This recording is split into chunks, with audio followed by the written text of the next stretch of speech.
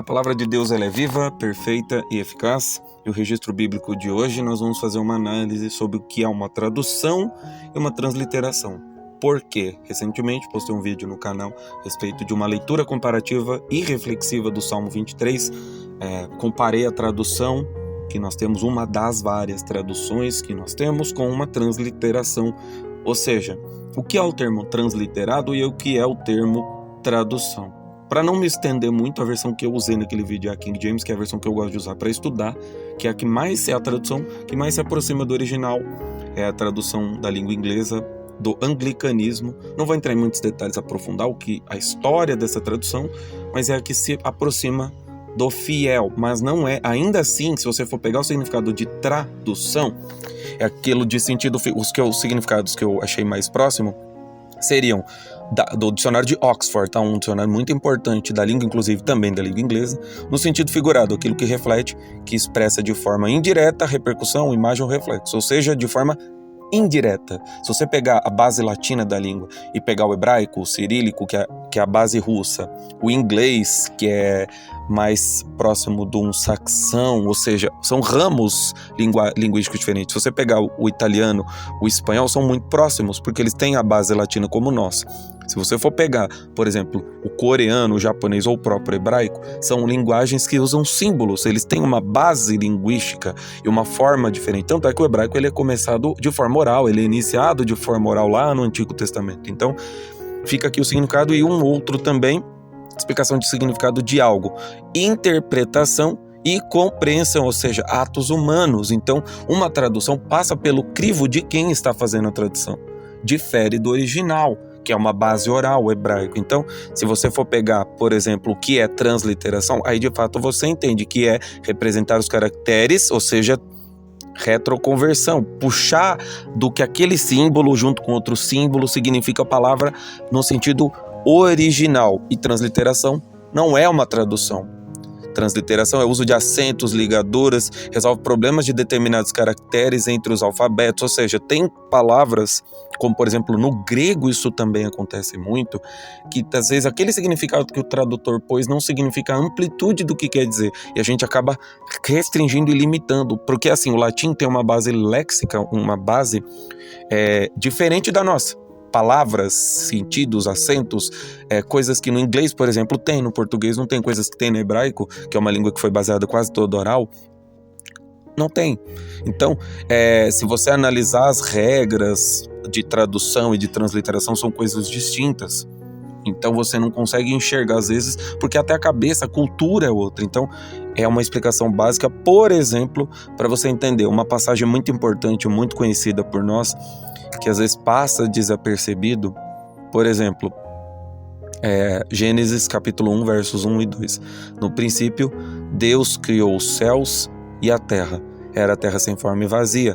Trevas cobriam a face do abismo e o Espírito de Deus se movia sobre as águas. Até aí tudo bem, é um versículo muito conhecido, fala sobre o princípio, de tudo. Mas se você for pegar Gênesis 1 e 2, traduzido para o transliterado, você vai se espantar, porque aqui tem uma forma, análise bem clara de coisas que talvez a gente não perceba. Por exemplo, aqui fala de Deus. Se você for pegar o Gênesis 1:1, quando fala aqui do Elohim, que no princípio Elohim, Deus, Elohim, criou os céus e a terra. Tá, Elohim. Se você for pegar o significado da palavra Elohim, significa divindades, porque ele vem de Deus, ou seja, Deus no sentido geral. Em Isaías, esse ele, no Antigo Testamento, na Escritura, é Deus, o Deus. Então ele, tanto é que Emanuel, o Emanuel, o Jesus, é Deus está conosco. Então, Elohim, plural. Tá, aí a gente pode acreditar que esse divindades, o que seria? Porque se no original tradução no princípio Deus criou, ou seja, Deus. Qual é essas divindades? Não, aí vai falar do Espírito Santo, mas logo no 2 fala que quem estava lá era o Espírito e a terra era sem forma e havia trevas sobre a face do abismo e o Espírito de Deus movia sobre a face das águas. Tá, então nesse caso, o Elohim tem algum excesso, essa pluralidade indica o que nós vemos ao longo das Escrituras, seja Antigo Testamento e Novo, que aquilo ali é Jesus. Qual outra personagem, qual outra situação não encaixaria Jesus aí? Se Elohim, no original, é uma palavra traduzida para divindades, então a explicação plausível e que ao longo de vários estudos feitos por várias pessoas provou-se que ali Jesus estava. Desde o começo, o Verbo se fez carne e o Verbo estava com Deus e depois virou carne, ou seja, essa explicação não tem outro meio, né? O Elohim nada mais é do que divindades, ou seja, Pai, Filho e Espírito Santo estava ali, a Trindade. Por mais que muitos não acreditem, ou seja, a Trindade estava ali. Por mais que o acréscimo da Trindade foi feito pela Igreja Católica nos concílios lá no século X, XII, XIV, não vou entrar em muitos detalhes, porque também é um assunto muito complexo, mas nada mais colocou claro, né, não defendendo, mas que não é o papel do canal, mas que fique claro que já tinha essa ideia de Jesus ali. Porque houve trevas, ou seja, já está deixando claro, e a terra era sem forma e vazia, e havia trevas sobre a face do abismo. E o Espírito de Deus se movia sobre a face das águas, ou seja, a representação de Pedro andando sobre as águas tinha muito dessa questão de Gênesis também, esse papel de Jesus de mostrar para Pedro, porque ele seria quem continuaria o legado da igreja como talvez um dos principais apóstolos, então ele deveria ter essa noção, ter esse testemunho, esse experimento, que o Espírito pairava sobre a face das águas porque havia trevas. Então, para haver salvação, tem que haver perdição. E esse é o papel de Jesus. E ele é profetizado no Antigo Testamento. A Bíblia pode ser dividida ao meio, em Antigo e Novo Testamento.